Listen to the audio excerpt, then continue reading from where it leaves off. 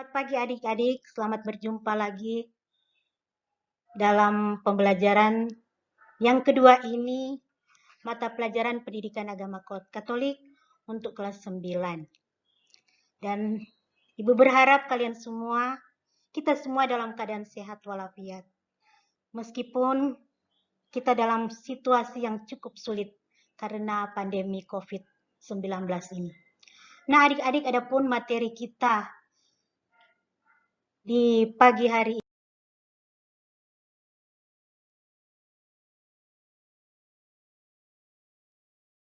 ini dengan judul Beragama sebagai Tanggapan atas Karya Keselamatan Allah. Namun sebelum kita melanjutkan pembahasan kita,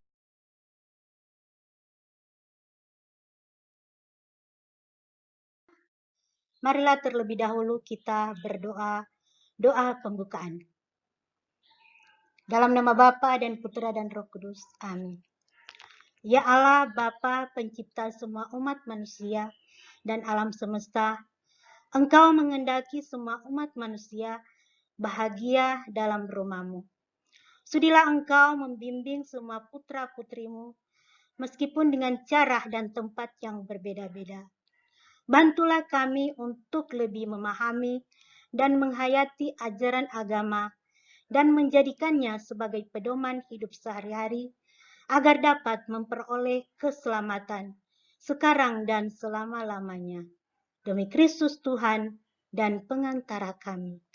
Amin. Nah, adik-adik yang terkasih, ada pembahasan kita. Tujuan pembelajarannya sebagai berikut. Pertama, menjelaskan makna hidup beragama. Yang berikut menjelaskan hal-hal baik yang diperoleh jika manusia menghayati hidup beragama dengan baik dan benar. Selanjutnya, menyebutkan hal-hal negatif yang ditimbulkan jika manusia tidak menghayati nilai-nilai hidup beragama dan dengan benar. Menjelaskan macam-macam ungkapan beragama yang ada di masyarakat. Selanjutnya, menjelaskan ajaran gereja tentang agama dan beragama menurut Injil Lukas pasal 18 ayat 9 sampai dengan 14. Selanjutnya, menghayati hidup beragama yang benar menurut Yesus Kristus.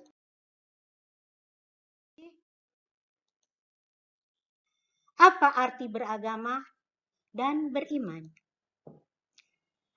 Beragama berarti seorang yang memeluk suatu agama tertentu sesuai dengan keyakinannya.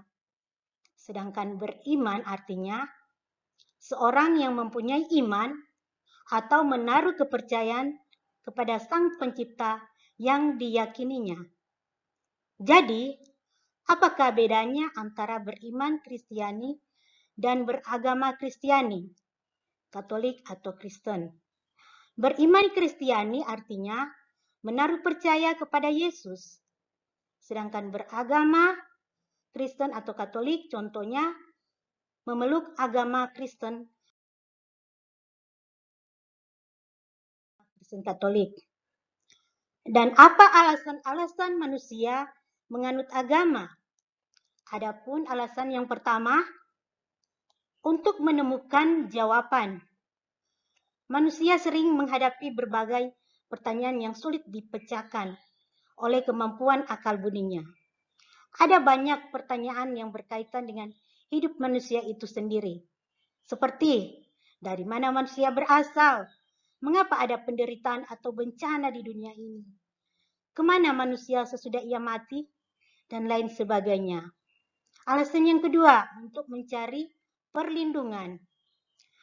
Dalam hidupnya, manusia kerap kali merasa tidak berdaya. Manusia seringkali menyadari kekuatan yang jauh lebih hebat dari dirinya. Kekuatan itu tampak dalam bentuk bencana, gejala alam, atau kejadian yang menimpa dirinya. Kekuatan tersebut dapat menghancurkan, tetapi juga dapat sangat membantu. Perasaan tidak berdaya itulah yang mendorong manusia untuk meminta perlindungan terhadap kekuatan lain yang lebih hebat itu. Yaitu dengan berlindung kepada kekuatan itu, manusia juga merasakan keamanan. Berikut, meneguhkan tata nilai. Dalam hidupnya, manusia mau tidak mau harus berelasi dengan sesamanya. Dari pengalaman berhubungan dengan orang lain tersebut, baik dengan individu maupun kelompok, manusia menemukan ada nilai-nilai tertentu yang bersifat membangun dan ada juga sifatnya dapat merusak relasi itu sendiri. Nilai-nilai tersebut kemudian disebut nilai baik dan jahat atau benar dan salah. Alasan yang berikut, memuaskan kerinduan akan masa depan yang lebih baik. Dalam hidupnya, manusia seringkali menemukan adanya kekacauan, penderitaan, sakit, bencana, dan sebagainya. Pengalaman-pengalaman membuat manusia resah, bahkan frustasi. Dalam pergumulan hidupnya, manusia berpikir, kalau Allah demikian mencintai manusia, pasti Allah tidak akan mengendaki semua itu terjadi untuk menimpa kita manusia. Allah mencintai manusia, tentulah ada situasi-situasi yang dijanjikannya, yakni situasi di mana manusia dengan damai, tentram, tanpa penderitaan, dan lain sebagainya. Selanjutnya, apa contoh-contoh penghayatan nilai-nilai hidup beragama yang keliru? Contohnya, penghayatan nilai-nilai hidup beragama yang keliru. Yang pertama, melanggar hak-hak asasi manusia. Kedua, melanggar hukum. Ketiga, melanggar kasih kemanusiaan, seperti rasis, tidak peduli pada orang miskin, dan lain-lain. Yang keempat, melakukan korupsi. Yang kelima, memeluk agama hanya untuk mendapatkan KTP. Selanjutnya, menyalahgunakan agama untuk kepentingan dirinya atau kelompoknya. Berikut, menjadikan agama untuk kepentingan politis. Selanjutnya, menganggap agamanya yang paling benar, sehingga berupaya menghalangi agama lain. Lalu apakah agama menyelamatkan? Memeluk suatu agama bukanlah jaminan seseorang bisa masuk surga. Agama tidak menyelamatkan manusia. Sebab yang bisa menyelamatkan manusia adalah iman percaya kita kepada Yesus Kristus. Jika kita percaya kepada Yesus sebagai Tuhan dan Juru Selamat, maka kita akan beroleh rahmat keselamatan.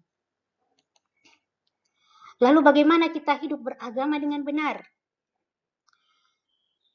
Pertama, kita sungguh-sungguh mempelajari firman Tuhan dan sungguh-sungguh melakukannya. Kemudian kita sungguh-sungguh mempercayai bahwa Yesus adalah Tuhan dan Juru Selamat kita. Yang berikutnya adalah menghormati agama-agama yang lain. Jadi apa pandangan kitab suci tentang penghayatan agama yang benar? Dalam cerita Lukas pasal 18 ayat 9 sampai 14, di mana di situ ada dua orang yang sedang berdoa, orang Farisi dan pemungut cukai. Nah, apa inti atau maknanya? Dari cerita itu dikatakan tujuan kedatangan orang Farisi ke bait Allah dalam doanya, yang ia pikirkan hanyalah dirinya sendiri. Ia tidak peduli akan hal lain, kecuali dirinya sendiri. Puji-pujiannya sendiri, bukan kemuliaan Allah. Ia juga memandang rendah orang lain. Secara khusus ia menganggap rendah si pemungut cukai. Sebaliknya, diceritakan si pemungut cukai berdoa kepada Allah. Dia penuh dengan kerendahan hati dan sangat merendahkan diri. Doanya dipenuhi dengan permohonan untuk pertobatan atas dosa dan kerinduannya hatinya kepada Allah. Sebagai kesimpulan, Yesus berkata, barang siapa meninggikan diri, ia akan direndahkan. Dan barang siapa merendahkan diri, ia akan ditinggikan. Nah, dari cerita ini dapat ditekankan kepada kita, terutama adik-adik, tentang bagaimana niat hati yang baik dalam beribadah, penuh dengan kerendahan dan penyesalan atas dosa dan tidak munafik, akan menuntun kepada sikap yang benar dalam beribadah. Sikap yang benar dalam berdoa akan menjadi tabiat yang baik yang terus terbawa dalam kehidupan sehari-hari dan dalam hubungan kita dengan sesama. Tentang beragama. Adapun pertanyaan yang perlu kalian jawab, tugas di rumah dan kirim lewat WA atau Classroom.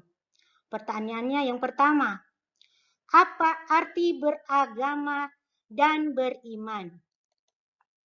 Pertanyaan yang kedua, apa perbedaannya antara beriman Kristiani dan beragama Kristiani? Pertanyaan yang ketiga, jelaskan alasan-alasan orang beragama. Pertanyaan yang keempat, tuliskan nilai-nilai hidup beragama yang keliru. Yang kelima, kalian perhatikan gambar di sini. A, B, C, D, E, dan F. A adalah tempat ibadat agama titik-titik. B, tempat ibadah agama titik-titik, dan seterusnya.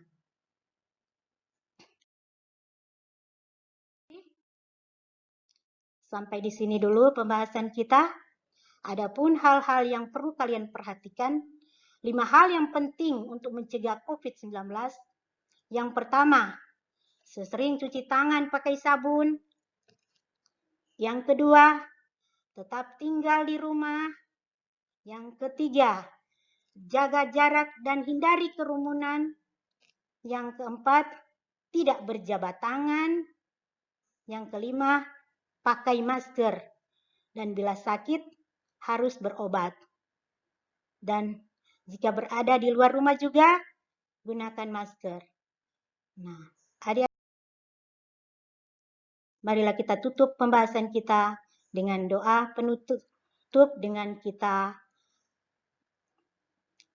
tanda salib sebagai tanda kemenangan Kristus.